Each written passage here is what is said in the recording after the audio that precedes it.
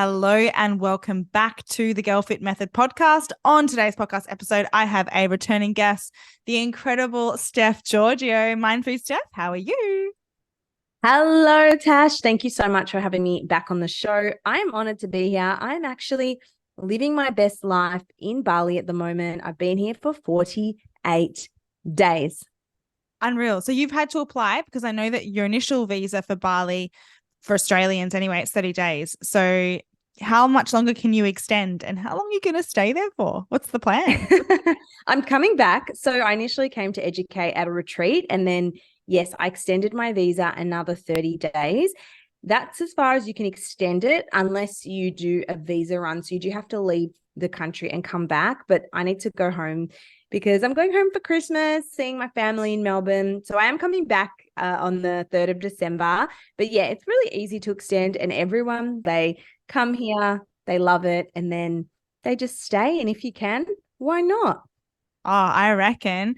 I actually was supposed to be in Bali this week with Sunny, but we had to Oh, cancel. Yeah, we had to cancel our trip, unfortunately. But for anyone that's outside of Australia, Bali is such a close destination for us, and it's actually cheaper. I was thinking of flying to Queensland with Sunny instead, and it was going to be cheaper for us to stay in a really beautiful resort and fly to another country. So for us Aussies, Bali is such a popular destination, and it's beautiful over there, and the people are just gorgeous. Like they're just the loveliest people. they really are. They really are. And hopefully 2024 will be possibly running retreats. Tash, maybe that's something we need to talk about. I think so. That sounds pretty good. In Bali? Yeah, in Bali. Let us know if you listen to this episode and it's something you would be keen on, like a mind, body, food, health type of wellness. Maybe the Girl Fit Method and Mind Food Steph can come up with something. I think we possibly could. We've just got to wait for the people to ask for Yes. it and we will deliver. All right. So slip into our DMs, either Mind Food Steph's on Instagram or Mind Girl Fit Method, and we'll see what we can come up with. Done and done. Sorry to spring that on you. No, no. That sounds like a great surprise, and I'm definitely in. Sign me up. All right, so let's get stuck into this episode. Today, we're going to be talking about body image, very big topic. And what I love about you, Steph, is you've kind of come up with your own concept around helping women, I guess, come to terms or improve their body image. And I'm going to hand that over to you shortly. But before we do jump into that, I guess, such a huge issue, I think, that every single female, regardless of who you are, has dealt with is a poor body image. And we all know what that looks like. I remember days where I would put on an outfit or I'd just wake up feeling bloated and yuck, and that would ruin my whole day, regardless of what I had on or how excited I was for the day. The fact that I felt so uncomfortable in the way that I looked dictated to me how my day would go.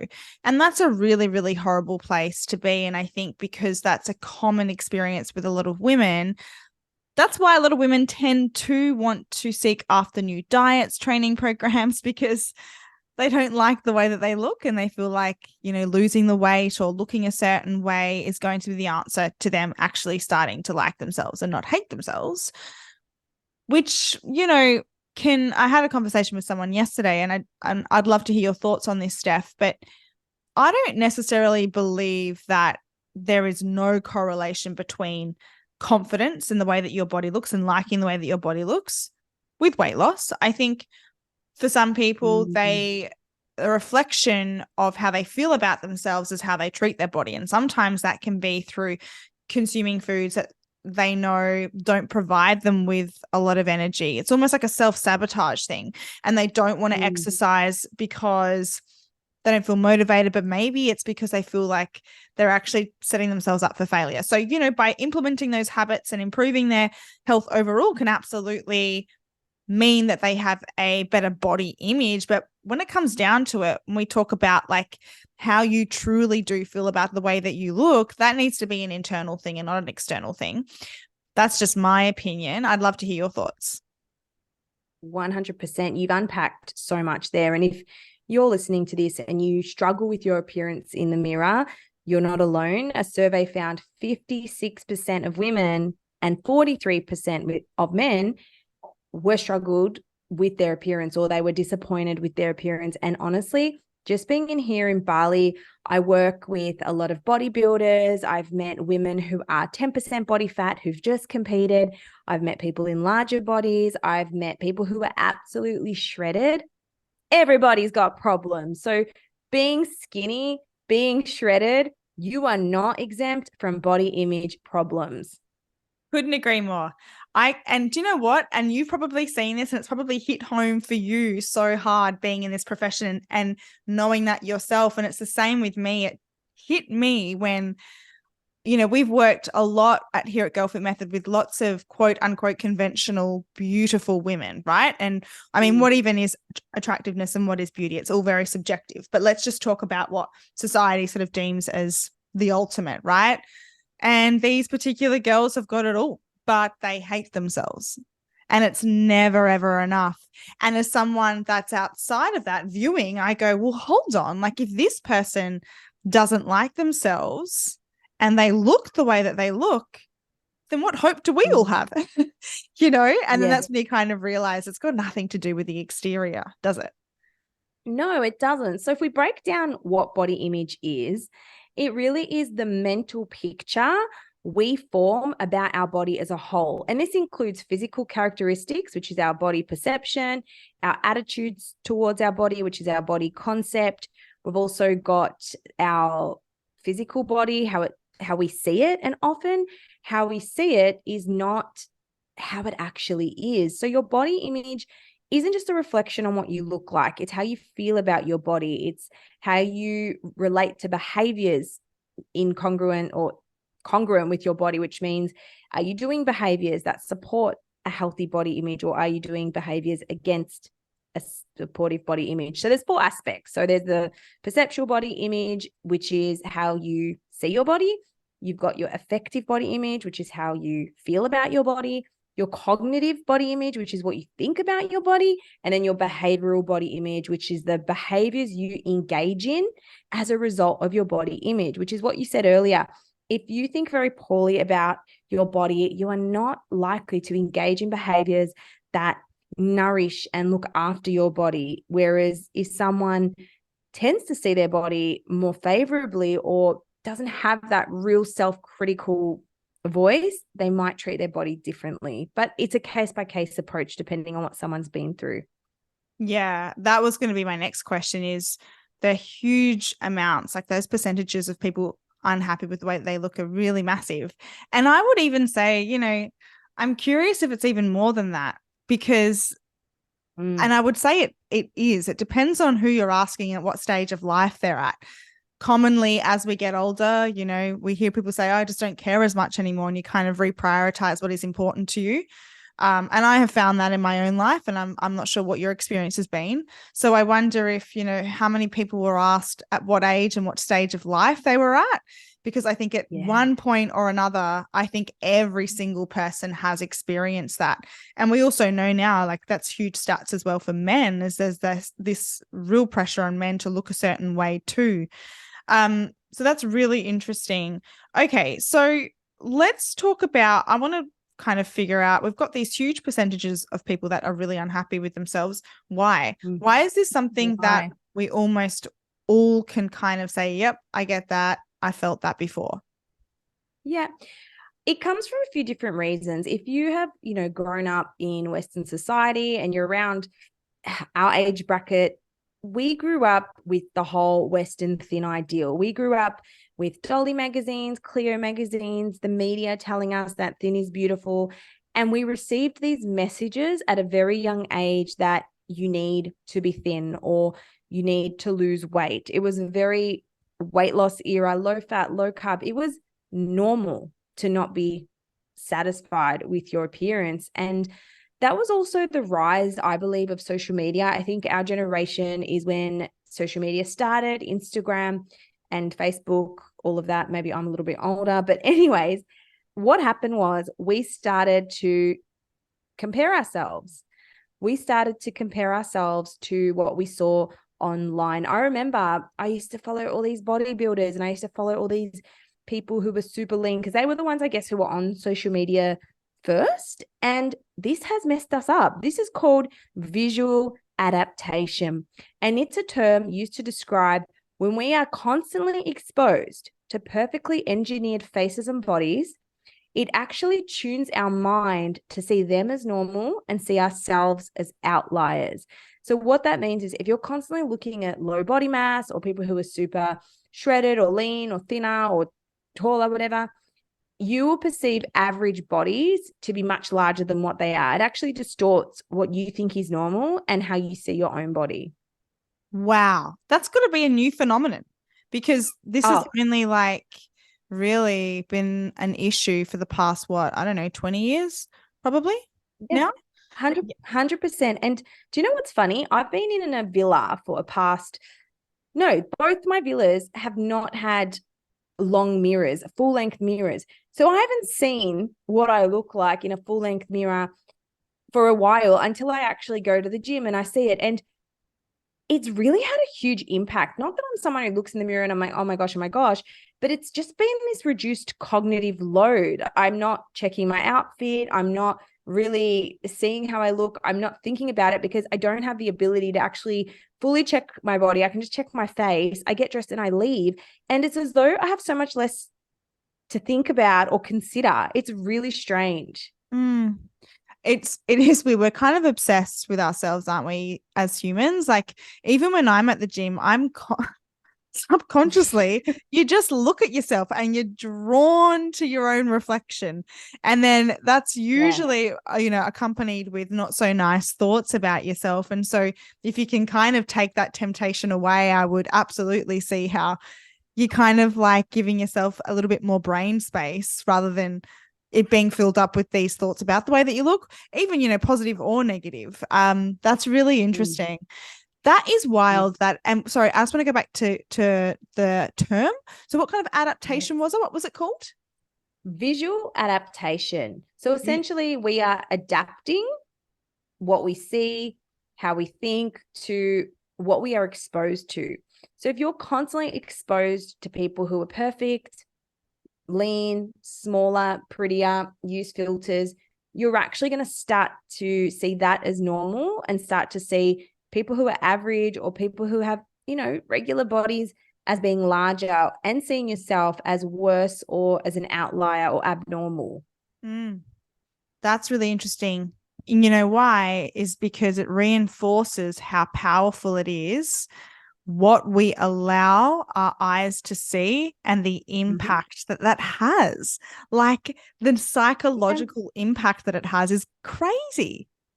It's crazy. And comparison making is another big reason that we all struggle with body image, because you're not comparing yourself to the guy with the beer gut, are you? You're not comparing yourself to the girl sitting at home binging on ice cream. You just think, I'm the girl sitting at home binging on ice cream. Yeah. Everyone else is eating chicken and broccoli. So we are constantly comparing ourselves to a small subgroup of people that usually are not within the same age, demographic, characteristics. So we compare ourselves to people who are, I guess, not an accurate or fair sample size. Yeah. No, absolutely. But that's the images that are force fed to us. And I guess because they are, and those images are praised, that's just further reinforcement of, oh, okay, that's what we need to look like in order to, I don't know, be attractive or to feel good about ourselves. So it's kind of like this vicious cycle, isn't it, really? It really, really is. And going back to what you said, people think changing their body is going to change how they feel about it. But you have to work on how you feel about your body in order to lean into the behaviors that have the potential to alter your body. But it's about arriving at a place where you say, whether or not my body changes, I'm good. My body is good regardless of how it looks. Love that, Steph. Okay, I have a great example of this because, and I want to say that I was the girl that had terrible body image, but I want to talk to you about how my body image and the way that I view myself has evolved. So yesterday I was on my stories and I made sort of like a bit of a tongue-in-cheek joke about what I look like at the moment. For anyone that listens, I've had some stressful stuff happen in my life, and as a result of that, I haven't been exercising and I haven't been eating the way that I should be eating, just purely from a stress standpoint. And I've noticed that I've lost weight, right? Now, I made a comment that was maybe taken as derogatory about the way that I looked. And I take the mickey out of myself quite a lot. So actually, I don't know if that's just an Australian term. I poke fun at myself, essentially. And I've gotten so many DMs, more than usual, of people going, "No, Tash, you look great. Don't say that about yourself. You look great." And I thought, oh, I'm in the position at the moment, and listen, there's days where I look at myself and I don't like the way that I look. I'm nowhere near perfection here, but it doesn't really bother me anymore. So I look at myself in the mirror and I go, do you know what? The way that I'm looking at the moment isn't the way that I like to look the majority of the time, truthfully, right? Yeah. But I still look at myself and it has zero impact on my confidence in who I am, because I love my body. I love my body when it's got less fat on it. I love my body when there's more fat on it. I feel healthier and happier and fitter at a certain weight range, or certain look, I should say. But ultimately, I've made the promise to my body that I'm going to nourish it and I'm going to care for it and I'm going to love it. And I know that's a bit of a funny term, love it, but I'm going to accept it for what it is regardless. And I wanted to say that to everyone, that, hey, no, like, you know, I almost see it as not a part of me in a way, you know, like I can look at it and make a joke, but it's actually not how I feel about myself, if that makes sense. Yeah. Yes. And that's the key. The key is not to think I have to love my body at all times. It's even when I'm having a bad body image day, it is not distressing and it doesn't impact my life so much. I relate to exactly what you said. I was so bloated time of the month. I was super bloated and I get bad bloating, and yeah, my stomach was huge. In the past, I would have thought, I'm so fat, I'm disgusting, I'm just going to binge eat. What's the point? But I just said, I get bloated at this time of the month, and this is not my body on a consistent basis. I'm going to accept this. I'm going to honor the bloat and just give my body what it needs. And I know it will go down, but it's okay. My body's going to go through different stages and seasons, but it doesn't change the way I feel as myself as a person, feel about myself as a person. Yeah, that's awesome. And if we're like realistic with ourselves, like women, because of the different hormones in a month, our body changes quite significantly a lot. So if you think about, if you have this certain image in your head of how you feel about yourself, the roller coaster of emotions you're going to feel on a monthly basis, depending on what you wake up and what you look like, right?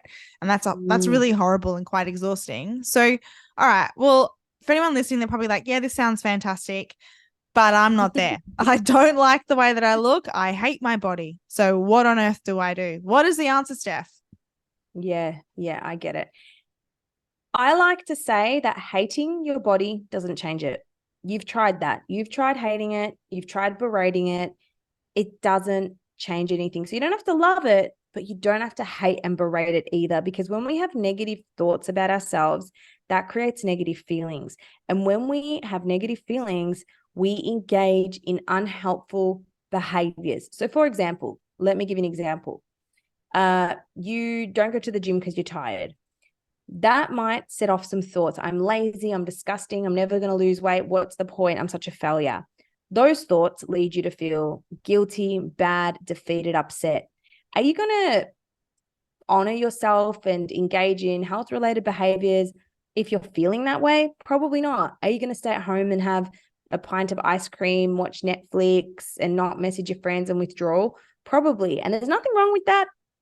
Just not consistently to the point it's distressing. So what you need to remember is hating it doesn't change it, but you don't have to love it either. You can be somewhere in the middle. So you've heard of body positivity, body neutrality, and body image resilience, and we can go through that as well if you like.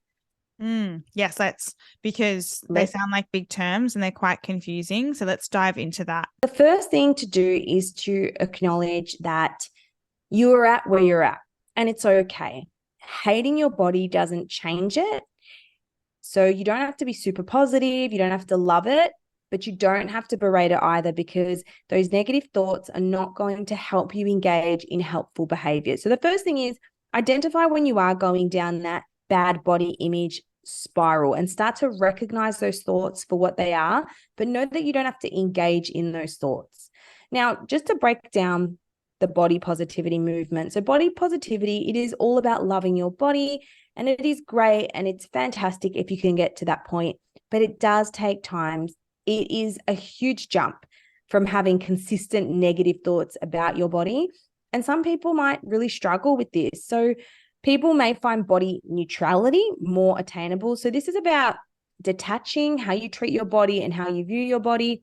It focuses on appreciation for what your body can do, as opposed to how your body looks. It means viewing your body as neither morally good or bad, but instead it just is.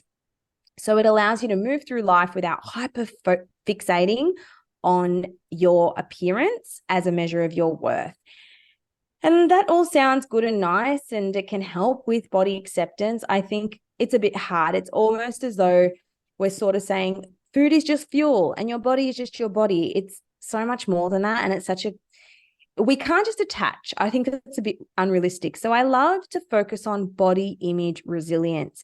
And that's what we teach at Food Freedom. It's about being able to manage days that feel harder with your body image, because your body image will fluctuate.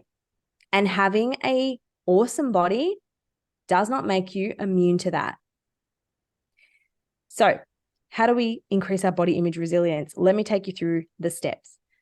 Number one, we let go of the belief that weight loss is going to fix a bad body image. Yes, weight loss can give you a sense of accomplishment, a sense of achievement, a sense of feeling more confident.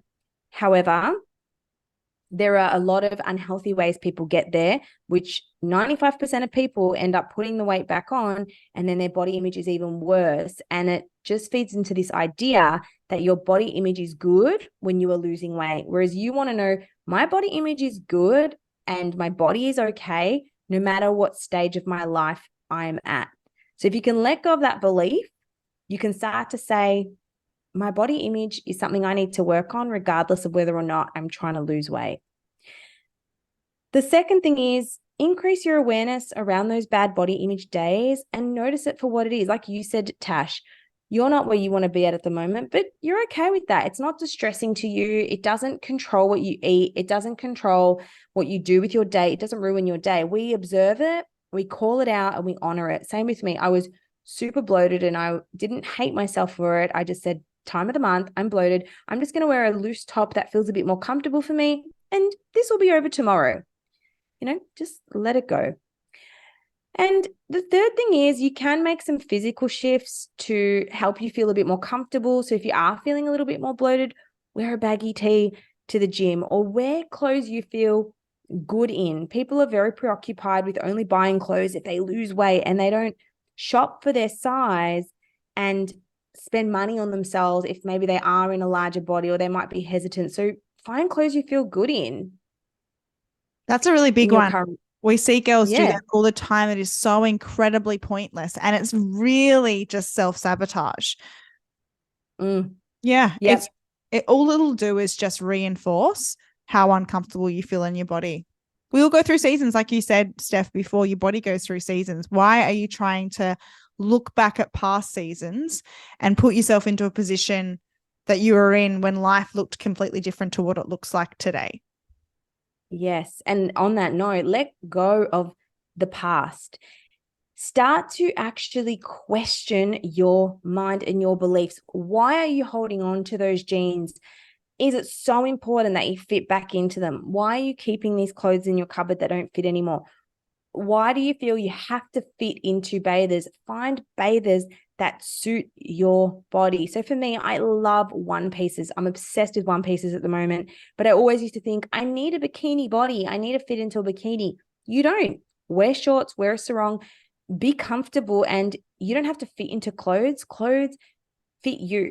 Do you know what I'm saying? So Totally. It's about accepting that and knowing that sizes are going to vary in shops, and it doesn't mean that you're huge, or it doesn't mean that you're unworthy if you buy a larger size.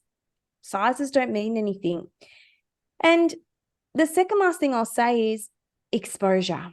It's such a great tool. I actually did exposure on myself today. So as I said, I love wearing one pieces because I feel my best in them. I feel great. I feel they're very flattering. They suit me and I like wearing them. And my stomach is so white. The rest of me is very tanned. But I thought, no, I'm going to take my own advice. And today I'm going to wear the bikini. I love my body. I honor my body at all shapes, sizes, stages. And I'm going to do it. And people are, oh my God, I love the pink bathers. Or, hey, like, it looks really nice. And that felt good because exposure helps you break down the beliefs in your brain that keep you in an avoidance cycle. So for example, if you think I can't wear shorts, the only way to get through that is to wear shorts, because that's going to prove to your brain that it is safe to wear shorts and that not everyone's going to point out your legs because you're wearing shorts. So you have to actually step into your stretch zone and gently expose yourself to the things you're waiting to lose weight for. Oh, I'll wear shorts when I lose weight. I'll go to the beach when I lose weight. Do that now, because that shows that you respect your body and you're willing to give yourself pleasure and enjoyment at this weight, shape, and size. That's powerful. Hard, but powerful. And it is hard. Let's just remind all the girls like that, please don't wait until the day that you feel ready to do all of this stuff, because you're never going to feel ready. This is going to feel uncomfortable. And I'm sure it felt uncomfortable for you as well, Steph. It wasn't just 100%. Yeah. So it was the hard choice for you, but it was the right choice for you. And I'm sure throughout that, now that experience today, then the next time you put on that same bikini, you're going to feel more confident. Yes. Because you've taken that first step. Yeah. Yeah. And I always use the analogy of stepping into a cold pool. When you take that first step, you're like, oh, this is freezing, and you just want to step out. But if you stay on that step and you take a few breaths, soon the water you're going to acclimatize and you're not going to feel it. Then you go on the next step and you're like, oh, this is cold. The water's on my belly. You might want to get out of the pool. But if you just wait there long enough, if you tolerate that initial discomfort, you're going to condition yourself to be able to go into the pool. So every time you want to do body exposure, think of it as taking steps into a cold pool. Maybe you'll wear a sarong the first time round. Maybe you'll wear shorts, or I'm just giving examples of going to the beach or something like that, because that's what everyone fears. So think, how can I make a little exposure hierarchy for myself and sit with that discomfort? Otherwise, you're going to be sitting with the discomfort your whole life. You're going to wake up when you're 80 years old and think, why the hell didn't I just go to the beach? You're going to look at photos and think, my God, I thought I was fat in that photo. We're not here forever. And you know what? Yes, it's hard. And yes, it's scary to do. But what is even scarier is thinking one day you're going to look back and think, I should have just gone for a goddamn swim. Yeah. That's the memories of life. Like if you actually really stop and think about the good times in your life, they're experiences. And so many of us are held back because we don't have the confidence in ourselves, which really, from what I'm hearing, Steph, is fear, right? Like that fear, and we're not living. And you're right. We've got one life and we can't take any of this back. We can't take the past back. It's a really powerful thought. It's scary, but it is really powerful. Yeah. And think about it, at 25, I did a video, I think, and it's like at 18, oh, my stomach's so fat, I need to cover it up. At 25, oh, my butt is saggy. At 30, oh my gosh, my arms are saggy. It's never going to end, and you cannot beat time. So if it's your stomach, it's going to be your wrinkles, it's going to be your age. Now may be the time you are at your youngest and your healthiest, and you're not accepting it. You're not seeing it. So don't waste it. Yeah. And easier said than done, I understand. And it can seem very overwhelming. And I think that's the whole reason that you've come up with this awareness strategy, because the thought of jumping from feeling completely uncomfortable and hating yourself to trying to learn to just live life and not think about it is too much. And I know that the girls listening will feel that way. So these are tangible little things that you can try really slowly to begin to implement to be able to eventually get to that place where it doesn't matter as much, which it will happen, but you need to start putting the work in now. Yes, baby steps. And that'll build your confidence, and it will lead you to be a person that engages in the behaviors that you want to engage in. And I guess one of the other tips I'll recommend is diversify your social media feed. Have people in larger bodies, have more curvy people, have people with disabilities, have people of different color, different race. Expose your mind to a variety. And if you want to do an exercise, you can go out and compare yourself to every third person you see on the street. And what you'll see is a much more representative sample of the population, as opposed to just comparing yourself to people who are thinner, taller, more attractive, etc. So yeah, that's another exercise I would recommend. I don't know how people, I don't follow anyone that is a model or that is conventionally beautiful, and not because I don't have anything good to say, but first of all, I feel like a lot of those accounts, that is what it is centered around, right? So it's really, really easy. And a great example of this is I posted a reel on Monday and I was in my underwear, and I don't post, like, I try not to put out too much content without much clothes on, but that got so much more engagement than my reels when I'm just talking or it's just my face. And the reason is because we're all very curious. We are human beings that like to look at other human beings. That is just a part of life, and it's not necessarily bad. However, if you know that you are not in the mindset of being able to control what your mind does then when you're seeing these images, which the majority of the time for women, if you're following women that are conventionally really beautiful, maybe the top 1% of the population, maybe they do have a lot of filters, and you're not seeing the real them, that is for anyone. For me, that's going to make me feel terrible about myself. I won't do that to myself. I won't allow my eyes to see that. Not that that person's doing anything wrong, but I need to be protective of myself and my own peace and my own mental health. And that's only something that you can implement for yourself. Yeah. And I think the most important thing, everyone listening to this, is to really ask yourself some deep, hard questions. And it's about, if I was to achieve my dream body tomorrow, what would that give me that I can't get now? Why do you want to be a certain weight? What is that going to give you? Oh, more confidence. More confidence to do what? Oh, I don't know, go on dates. You can do that right now.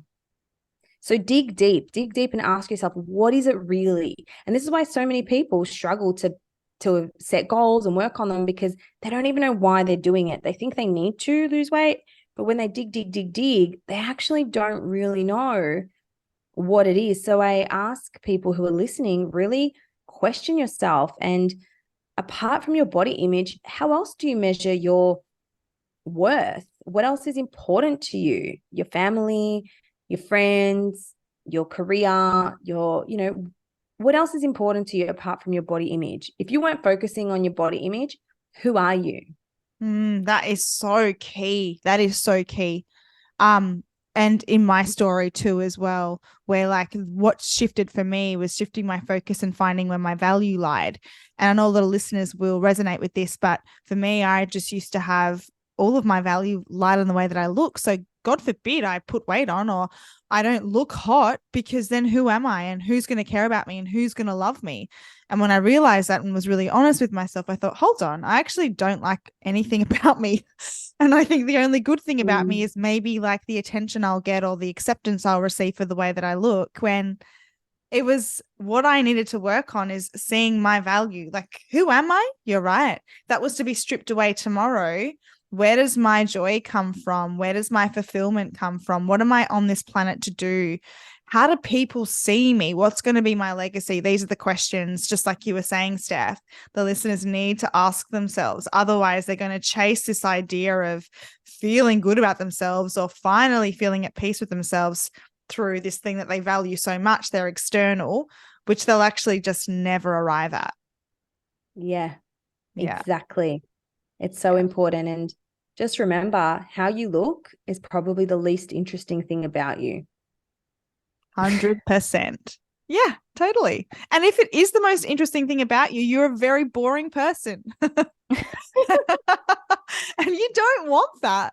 Who wants to be known for how hot they were in their 20s? Because let me tell you, once you get older, there's going to be hotter people. You know, you can't keep up. And if that's all you're known for, how sad, you know, because you're going to be discarded, especially as a female as well. Unfortunately, it's just the way that it is. So you don't want to be known for that, do you? No, you want to be a person who can be happy and love and accept where they're at, no matter where they're at and how they look, or if they're having a bad day, it doesn't ruin the rest of your week or the rest of your life. So it's about just being consistently cognizant of that and working on it and working on your mind. That's the most important thing. That's a great place to leave it. Thank you so much, Steph, for coming on. You're always just full of wisdom. I love our conversations. We could talk forever. But for any of the listeners, you should definitely go follow Steph. She just puts out amazing content, very helpful content. So where can the people find you? Thank you, Tash. You can find me at Mind Food Steph on Instagram and TikTok, and they've got some really great free resources. If you click the link in my bio, if you struggle with binge eating, I've got a tracker you can download, a burnout guide, lots of different things. And yeah, there's so much there. So let me know if you've got any questions. I've also got a book. Use the code MindFood20 for a discount. And I'll make sure I'll get that all linked in our show notes as well. Thanks again, Steph.